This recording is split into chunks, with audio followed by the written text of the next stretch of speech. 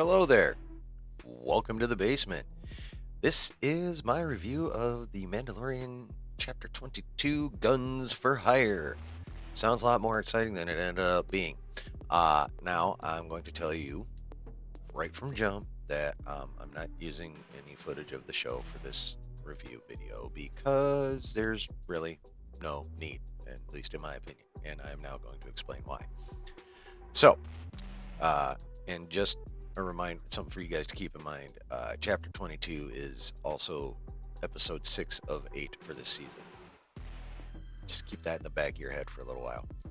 So, the show started off with Bo and Din doing basically as we expected, with her going down to hunt down her former comrades, the Night Owls. They Now, when they arrive at the planet where her former compatriots are at, they end up being forced to see the ruling couple of the planet, who are played by Jack Black and Lizzo. Not that I have a problem with like the casting itself for those characters, like I don't really care, but dropping two big name celebrities in there for no other reason other than in an attempt to hook people is, at this point in the season, just a waste of time. Kind of like the first 30 minutes of the show, but I'll get there. It turns out that this planet is a utopian society, pretty much, where droids do all the work, and people just mostly get to chill all day and do pretty much whatever they want. The problem is some of the droids have been going rogue, so the ruling couple wants Bo and Din to figure out why. So they go to see the head security guy, who happens to be Christopher Lloyd, and while he is also a big name star, he managed not to override the scene in the same way Jack Black and Lizzo did their scene. So it was a lot easier to deal with him being there, and just it's Christopher freaking Lloyd, so you know it's Christopher Lloyd. But so he gives them a quick explanation, and ends up sending them down to see the Ugnaughts. This is one of the cooler moments in the episode, I feel, because this is, Bo tries to talk to the Ugnaughts. They basically ignore her, so Din starts hitting them with the same style of speech that Queel hit him with. And, of course, the Ugnaughts respond. They get that information they need. They go check out some droids at a loading dock. Din has some fun kicking them to see if any of them are going to react, and, of course, one does. So we get the obligatory chase scene, which of course ends with Bo and Din, eliminating the droid, as it turns out. They then take it to the droid corner, where it is found out, actually they go to a droid bar first, where it is found out that all droids are served a substance called nepenthe, which is like a super oil, nutrient-rich oil, oil liquid that they consume, and it also happens to have inside it patches for updates for them too. So they go to the bar, they get lubricated, unlike us, actually literally, and they get update patches too, which is kind of a cool little system. So they have the droid corner test the nepenthe, and it turns out that the nepenthe doesn't not only has patches in it, but some nanobots that are screwing everything up. And then they also find out that the person who ordered this particular batch of nepenthe, which has been setting the droids off, is none other than the security chief, Christopher Lloyd. So they go back, snag him up after a bit of a confrontation, take him to Jack Black and Lizzo, and they get presented with the key to the city. Grogu gets knighted. Happy, joy. Finally, we get to go to the Night Owls. So Bo and Din go up there. Axe Woes is, of course, being a bit prickish to Bo because, that's just kind of how he rolls a little bit. So Bo challenges him. They have, again, one of the few bright spots in the show. Their fight was pretty kick-ass. And she ends up beating him, forcing him to yield, but of course they still won't follow her because Din has the Darksaber.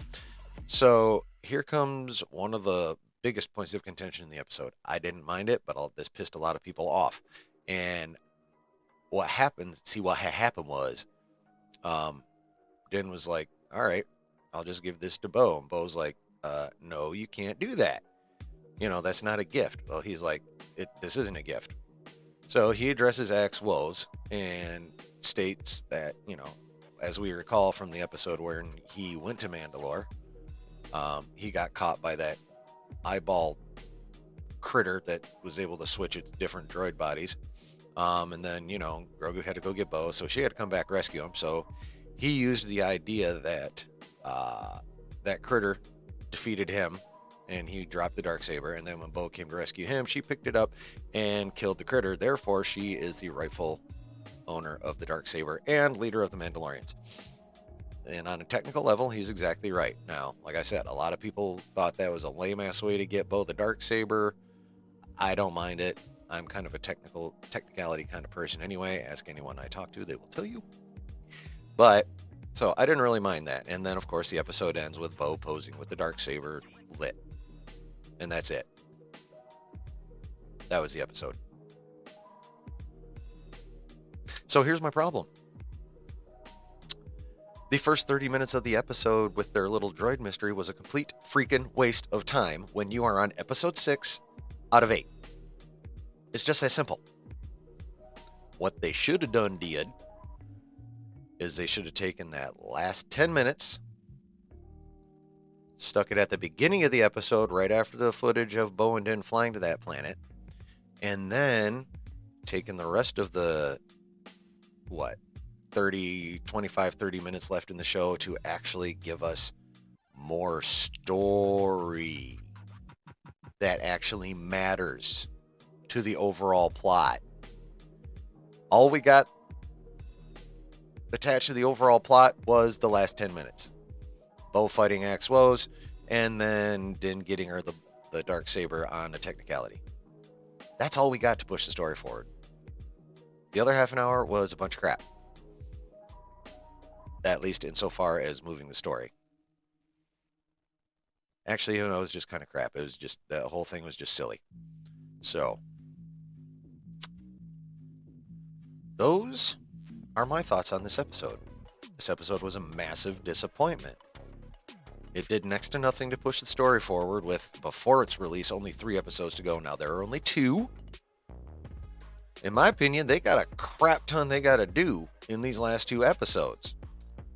I really hope they're long episodes. I can't wait till the runtimes come out, because if either of them is less than 45 minutes, they are screwing up yet again. Now, obviously, I'm a bit more fired up than I normally get. Obviously, my channel name's Chillin' in the Basement, so chill is, I try to keep myself in that mode of operation, especially when I'm doing stuff for this channel. Real life is something else. But yeah, and unfortunately, the way this season has been going for The Mandalorian, it's been, through these 6 episodes, in my mind, 75% filler, 25% story, which, is not the greatest ratio, at least early in the season. But at this point in the season, that's crap. And that's what we got, is another 75-25 show.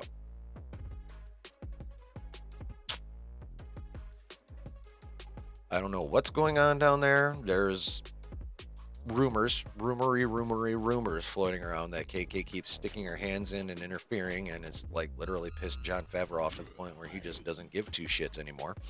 And it's just like, all right, well, here's your story, here's your show, film it, see you later. And yeah, don't know if that's true. Obviously, that's rumor, but despite what we know is to be a bit of a drop in quality between Iron Man and Iron Man 2, both of which were also written by John.